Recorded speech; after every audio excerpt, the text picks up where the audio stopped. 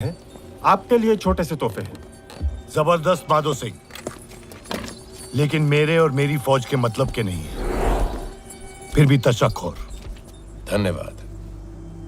धन्यवाद कहिए। मराठे हमें हराने के बाद हम पर धौंस जमाते हैं। अब ज्यादा दिन नहीं कर पाएंगे। दिल्ली हासिल करने के बाद हमारी अगली मंजिल पुणे है। मराठों को उनकी हैसियत बताने के लिए हमारी सेना और साधन अपने ही समझिए। उन्हें अगर हरा दिया गया तो हम आपकी बेहतर सेवा कर पाएंगे। फिक्र ना करें, हम मराठों का सफाया कर देंगे। आपसे आज्ञा लेते हैं। आपके हुक्म की प्रतीक्षा रहेगी।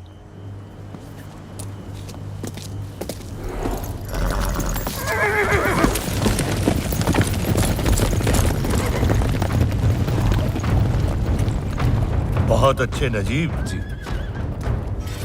ज्यादा से ज्यादा राजाओं को अपनी तरफ मिलाने की कोशिश कर। ये हिंदुस्तानी एक दूसरे के सबसे बड़े दुश्मन हैं। लड़ते रहते हैं आपस में।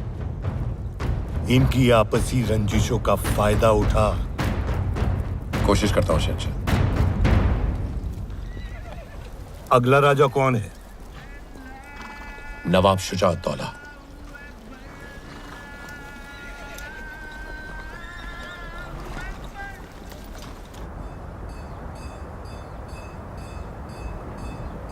और चंद्रपुर के राजा ने कहा है अगर उन्हें रसद की कमी पड़ती है तो हमारे गुप्तचरों ने बताया है कि अब्दाली इस समय रोहिलाबाद में है, दोआब यमुना के किनारे। तो अब हमें दिल्ली के बजाय रोहिलाबाद जाना चाहिए। शमशेर, हम यहाँ हैं और अब्दाली वहां, बीच में यमुना है। केवल 200 कोस की दूरी रह गई है। ठीक है, तो मैं गोविंद पंत जी को खबर कर देता हूँ कि वो तुरंत यमुना पर पुल बनाना शुरू कर दे। भाऊ साहब, एक बात बताऊं आपको, अगर लड़ाई द्वाब में होनी है तो शुजा को साथ होना बहुत जरूरी है। बिल्कुल ऐसा ही होगा। गोविंद पंत जी ने उन्हें मना लिया है। नजीबुद्दौला जी, सुना है आपके अफगानी आका आए हुए हैं। नवाब साहब, उन्होंने खुद मुझे आपसे मिलने के लिए भेजा है। मराठाओं के खिलाफ जंग में हम आपका साथ चाहते हैं। लेकिन हम में और आप में आगे तो सुन लीजिए। मराठाओं को हराने के बाद वो आपको वजीर हिंदुस्तान बना देंगे। इसमें क्या बड़ी बात है? ये वादा तो मराठा हमारे साथ पहले कर चुके हैं। क्या भरोसा सदाशिव अपने अल्फाज पर कायम रहेगा? अहमद शाह अब्दाली ने तो लिखकर भेजा। आप खुद देख लीजिए।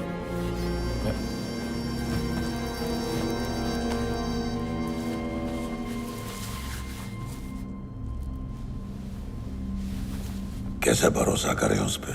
आप मुझ पर भरोसा कीजिए। मेरे बुलाने पर ही तो वो आए हैं। और हम आप पर भरोसा करें? हमारे दरमियान तो 100 दरारें पहले से हैं। मैं तमाम दरारें भर देना चाहता हूं नवाब साहब। देखिए, एक बात तो साफ है, इस जंग में पलड़ा उसी का भारी होगा जिसकी तरफ आप होंगे। जरा सोचिए, फिर आप होंगे दिल्ली के वजीर। और आप शहंशाह? नहीं नहीं, मैं मीर बख्शी ही रहूंगा, आपके ज़ेरे साया। तख्त पर किसी मुगलिया कठपुतली को बिठा देंगे और उसके धागे अपने हाथों में।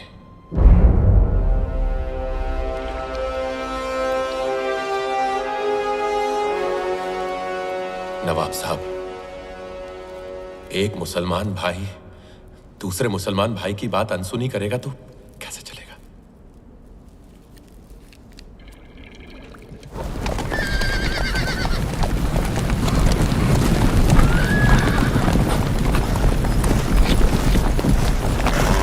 नमस्कार गोविंद पंत जी। आइए आइए। प्रणाम। नमस्कार गोविंद पंत जी, आपसे फिर से मिलने का सौभाग्य मिला। मेरा भी सौभाग्य है शिवन। आइए।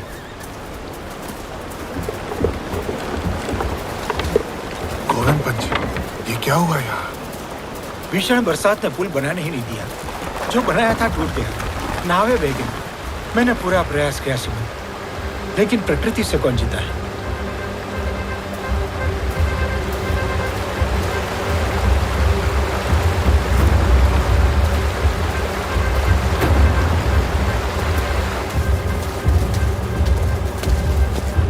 जब तक पानी का स्तर नीचे नहीं आ जाता, हम पुल दोबारा बनाना शुरू नहीं कर सकते।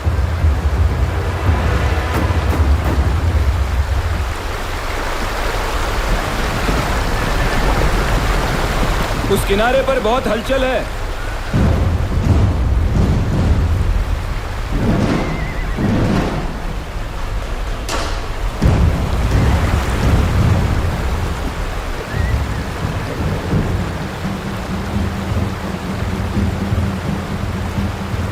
ये अब्दाली की फौज है।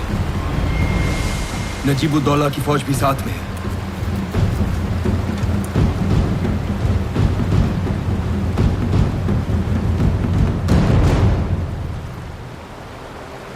ये दूसरे ध्वज किसके?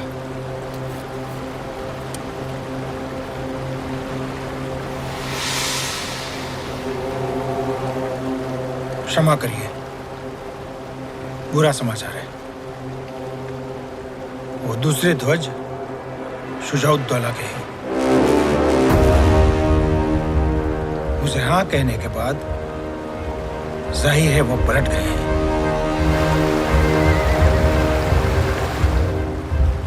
शुजाउद्दौला ने हमारे साथ विश्वासघात किया है।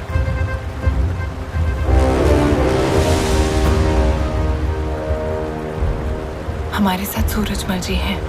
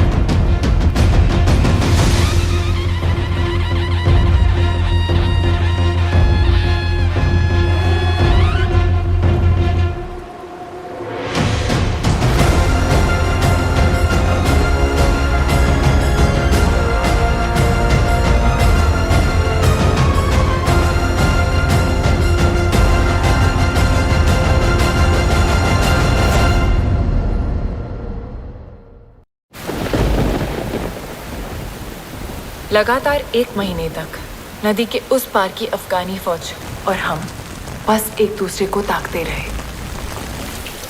जो मुहिम अब तक उमंगों भरी थी, अब अपना भयानक चेहरा दिखाने लगी। श्रीमंत, पुल नहीं बन सकता। बारिश भी रुकने का नाम नहीं ले रही है। भला पानी कैसे उतरेगा? भोजन और सामग्री भी समाप्त होने के कगार पे। कब तक प्रतीक्षा करें? श्रीमंत, आज्ञा हो तो मैं एक सुझाव दूं? जी कहिए। मैं समझता हूं हमें वापस लौट जाना चाहिए। अगले वर्ष दोबारा आ जाएंगे, बरसात से पहले। और अब्दाली को लूटपाट और मारकाट करने की खुली छूट दे दी। हाँ मल्हारराव जी? नहीं, बड़े हुए कदम वापस नहीं लौटते। फिर हम क्या करें?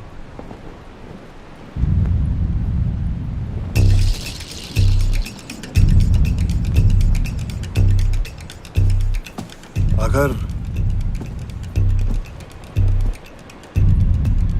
हम नदी पार नहीं कर सकते तो इसका मतलब वो भी नहीं कर सकता।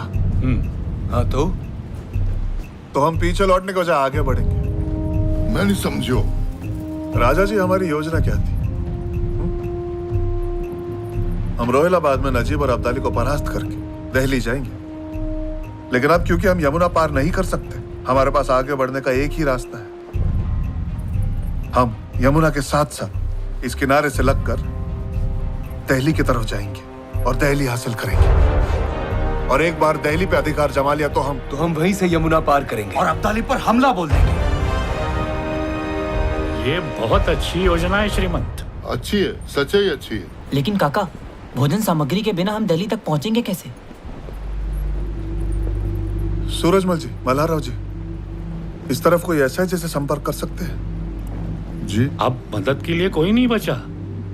हम यहाँ के सारे राजाओं से संपर्क कर चुके हैं। एक संभावना हते, सकीना बेगम पति के गुजरबे के बाद वो ही गद्दी संभालत रही है, लेकिन काव पे भरोसा ना करे और गठबंधन फटबंधन पे विश्वास ना रखे। सही कह रहे हैं। आप कहें तो मैं जा सकती हूँ। लेकिन वहीनी, वो किसी से मिलती ही नहीं है। एक औरत से मिलने के लिए तैयार हो जाए, शायद।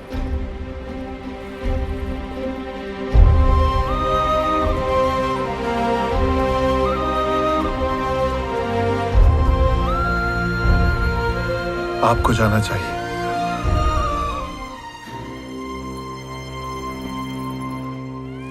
नम्रता और दृढ़ता ऐसी चाबियां हैं जिनसे कोई भी ताला खोला जा सकता है। कई संदेश भेजने के बाद सकीना बेगम मुझसे मिलने के लिए तैयार हो गई। चश्मे नूर, राहते दर्दे रियाया, जीनते मुल्क, बेगम सकीना तशरीफ ला रही है। श्रीमंत सदाशिवराव भाऊ पेशवा की धर्मपत्नी पेशवीन पार्वती बाई। तशरीफ रखिए।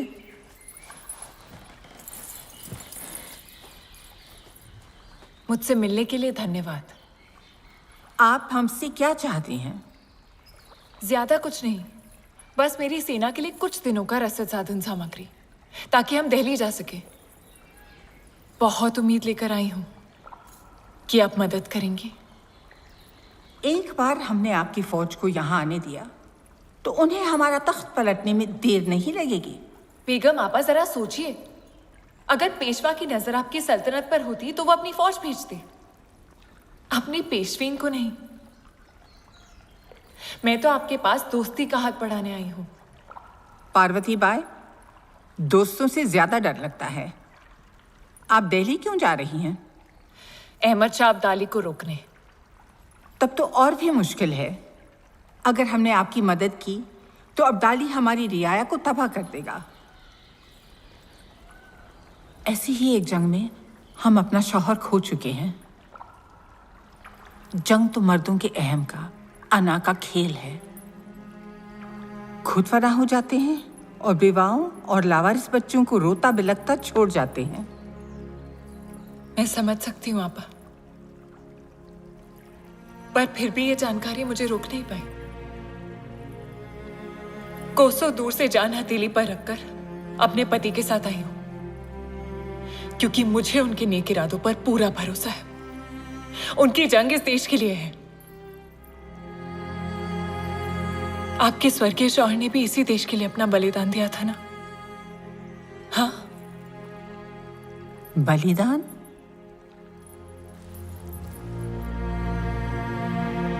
हाँ, बलिदान दिया उन्होंने। और अब आप अपनी रियासत उन्हीं की तरह बखूबी चला रहे हैं। हाँ। आपा,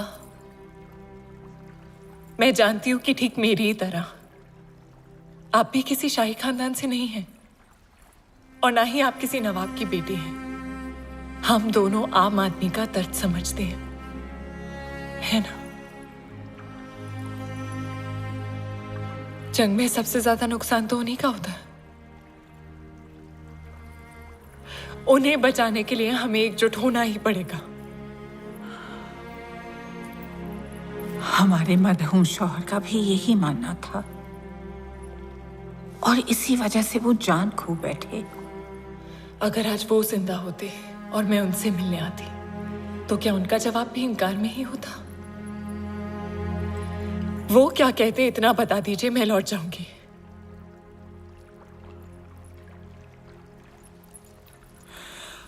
वो कहते, फख्र की बात है पार्वती बाई, आपने उस अब्दाली को रोकने के लिए इतना लंबा फासला तय किया। हमारा ज़मीर अब हमें खामोश रहने की इजाजत कैसे दे सकता है? ऐसा ही कुछ कहते हैं।